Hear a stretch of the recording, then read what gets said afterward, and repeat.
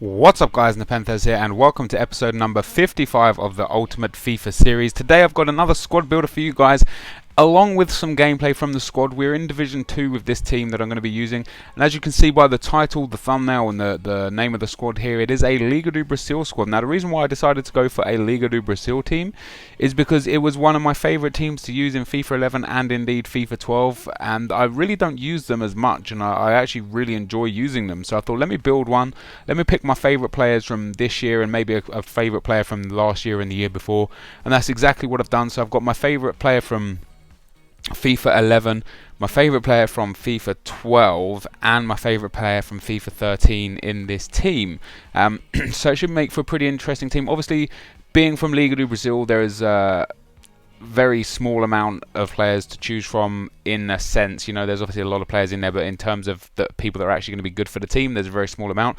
And I've gone for the 4-3-2-1 again because I like this formation where the right forward and left forward play pretty much as strikers, which with the pace that they have is very, very nice. Now, just to clear one thing up guys, the bench, somebody complained about the bench in the last video of my squad builders. The reason why it's like this, and usually Ronaldo is on it as well, is because once I build the team, I press triangle, I go to, press triangle, I go to squad builder, and I just hit build squad and it puts the best players on the bench. So it's always that sort of bench, and it's not because of any other reason. I don't know why you would even complain about the bench. It's not like I play with them. But anyways, the team, let me get rid of the manager to show you that this does get perfect chemistry. The team, in goal guys, we've got, let me go to League first, Liga do Brasil. There we go. So in goal, we've got Rogério Ceni, or Shenny, however you like to pronounce his name. He's worth 1,000 coins, 81 diving, 94 kicking. Pretty decent reflex, it's not crazy good. 85 positioning, which is very nice. What I like most about Ceni is his free kicks and penalties. He is obviously the guy that takes free kicks for Sao Paulo. He's scored over 100 goals in his career as a goalkeeper. That is nuts. And I like him in there for the comedy value of actually having a goalkeeper that can take your set pieces. In at right back, guys, we have got Ney. I would have preferred Ilsinho here from last year. Of course, Ilsinho has moved to the Serie A now, or Serie A, and there's a few other people that you could have here as right back, but for me, Ney is the best. 5,000 on Xbox, 7,000 on PlayStation 3. Very good pace. Pretty good defending and heading, not crazy good, but pretty good defending and heading, and his dribbling's pretty nice too. He's also got 3-star skill moves. In at the first centre-back slot, guys, we have got Dede, the centre-back. 81 pace, 81 defending, 82 heading. I've used him in a few squad builders, so I don't want to go into too much detail with him. He's got crazy good strength, really well-rounded stats, and is thoroughly overpowered. Like, he's very, very strong. And to accompany him, Dede goes for like 3,000 to 4,000 on both consoles, by the way, and to accompany him is Lucio. Lucio only goes for 1,000 coins. Now Lucio is underrated hugely just because of his pace, pretty much. He's rated 82, plays for Sao Paulo as well. He's got 83 defending and 84 heading. That is deadly for a centre back. Pace isn't everything. It's obviously quite important, but it's not everything. I usually like to have 70 or more pace in my centre backs, but 66 pace isn't going to be the end of the world. And with his defending and heading and his strength as good as it is, obviously he's going to be a great addition to the team. One of the best centre backs in the division for sure. In at left back, guys, we've got Marcio Azevedo. He is my FIFA 11 pick. He was one of probably my top 5 players in FIFA 11. Absolutely insane. Absolutely loved using him. He goes for around 45,000 on Xbox and 50,000 on PlayStation. The reason why he is so deadly is he is the only defender with 5-star skill moves. Last year, like I said, in FIFA 11, Ilsinho had 5-star skills. Ilsinho is actually Ilsinho is a cam now. The right back I was thinking of before was Cicinho, who's moved to the Serie A.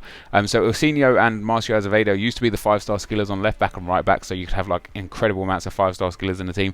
Marcio Azevedo is the only one left. 87 pace, really poor defending, really poor shooting, really poor passing, average dribbling, but he's got pace and skill, and that is all you need. I actually score a nice few goals with him as well coming up, so hopefully you're going to enjoy those. In at the first centre midfielder spot, guys, we have got Jadson.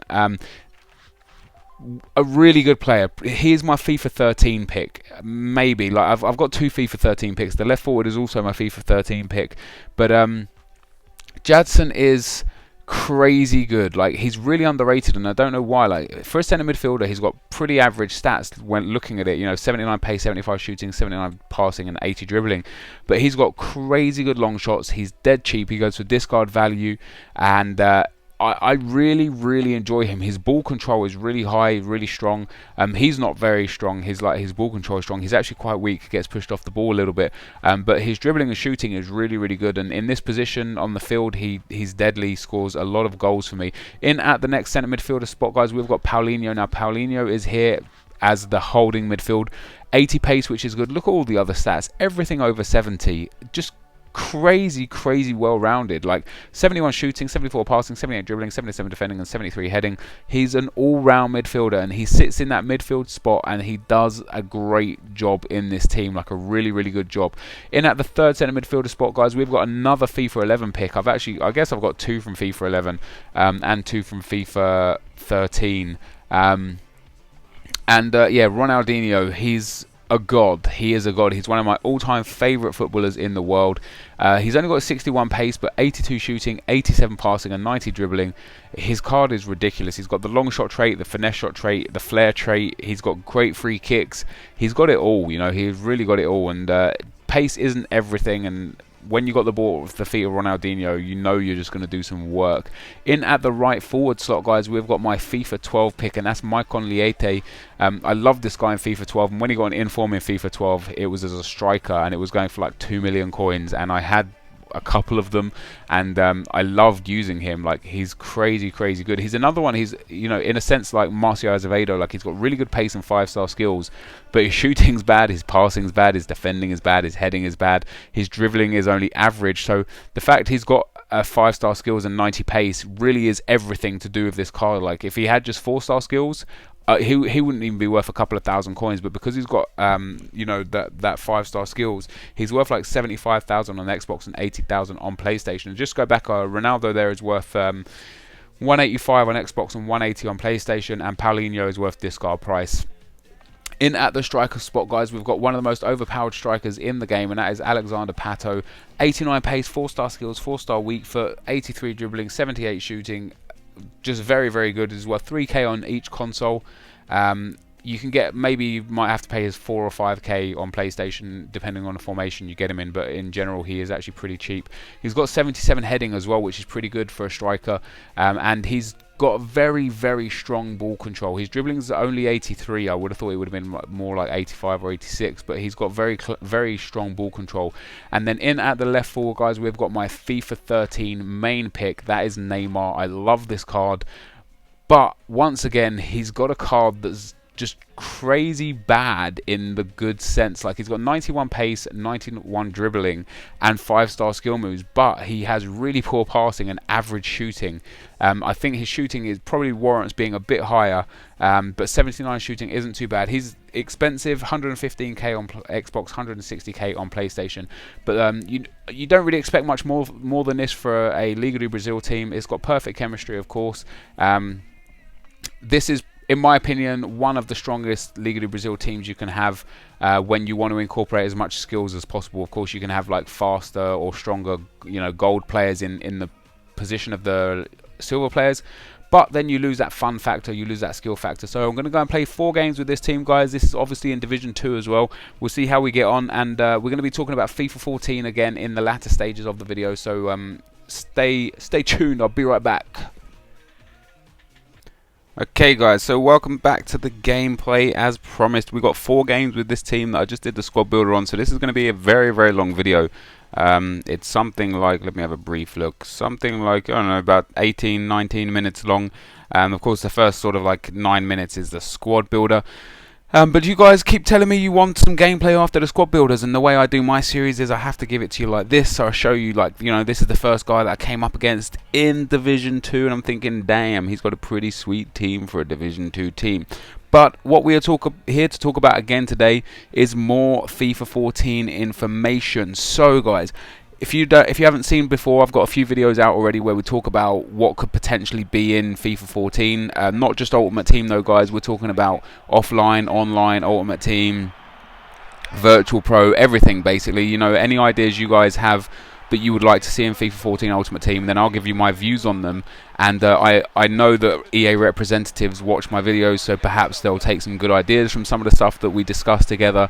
And who knows, maybe something that you guys want in FIFA 14 will actually be featured in FIFA 14. You never know, you never know. The FIFA 14 is almost definitely going to be out on new consoles, on PlayStation 4 and the new Xbox console. So there's going to be a lot more space on the discs and a lot more space to download the games and stuff. So hopefully we can get some really, really cool features added on. So the first feature to talk about today is Yaret Makaj, and he says online career mode like in Football Manager. So if you guys have never played Football Manager before, first of all, I would find that quite incredible since you're big FIFA fans. But Football Manager is obviously a management simulation game.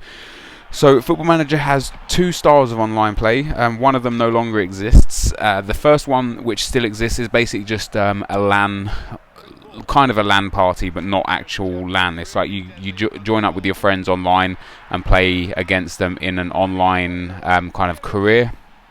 And I think that's what Yaret means here. So basically, you'd get, maybe I'd take over as the Chelsea manager, and Yaret would take over as the Liverpool manager, and we'd be in like real time together. So if I bought, a player that he was trying to sign, he wouldn't also be able to buy that player. I think that's a crazy good idea, but I think it would be hugely difficult to implement. And the fact that they can't currently get offline career mode right, there's so many bugs in it. I don't think this is going to be one for FIFA 14. I think you're probably looking at like FIFA 16 or FIFA 17 before you get a feature like this implemented into the game, simply because, like I say, that they need to get their offline career mode right before they even consider looking at an online career mode.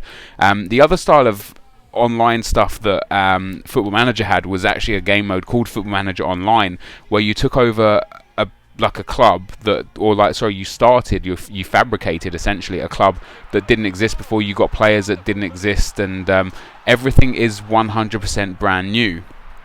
I really like this idea for Ultimate Team, or perhaps just head to head or something, where Ultimate Team essentially is this kind of style, but you come up against random people all the time. In Football Manager, you have like set worlds, and you'd have a maximum of 1,000 people in each world.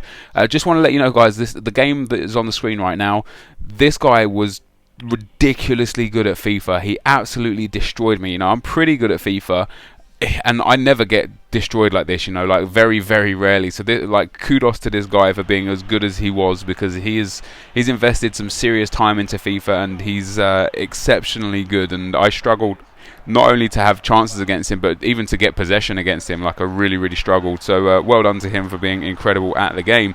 You basically have, imagine a FIFA Ultimate Team series where you get 1,000 people in Ultimate Team, or just online. It doesn't have to be Ultimate Team. And within that 1,000 people, every time you start in the game, and everyone gets their starter squad like normal, but in everyone's starter squad, there are no duplicate players. So there's only one Ronaldo in the world of 1,000 people. There's only one Messi. There's only one, Rooney. There's only one Ribery. And you fight to win titles and, stay in divisions and to get better players, basically, to earn more money and get better players. And for those of you that played Football Manager Online, you'll know exactly what I'm talking about. And I think this feature in FIFA would be unbelievable. It's another thing though that would be crazily bugged, especially early on, and we'll definitely get hacked very easily. And I just think it'll be a feature that is it's a few years away from where we probably are on FIFA right now, to be perfectly honest. It's probably like FIFA 17, even FIFA 18 sort of time frame. You're looking for a feature like this, but we're talking about new features for FIFA 14, and as an actual game mode, I think this would be a cracking feature. Like, a lot of people get fed up with Ultimate Team because it's the same crap every year. You get your players that have got like millions and millions of coins and kind of dominate the markets and dominate the games. Then you've got players that build teams that are worth 20,000 that have you know, stupidly overpowered, like incredible pace and incredibly overpowered players for like really cheap.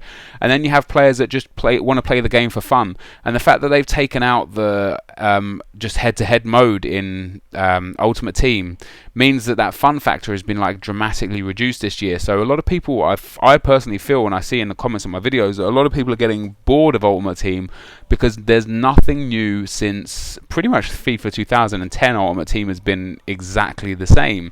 So a brand new feature like what Football Manager Online invested in, but eventually it closed down because not enough people played it. I think they're a bit ahead of their time. I think if they did it like 3 or 4 years later, they'd have a huge market, because online gaming is just getting bigger and bigger right now.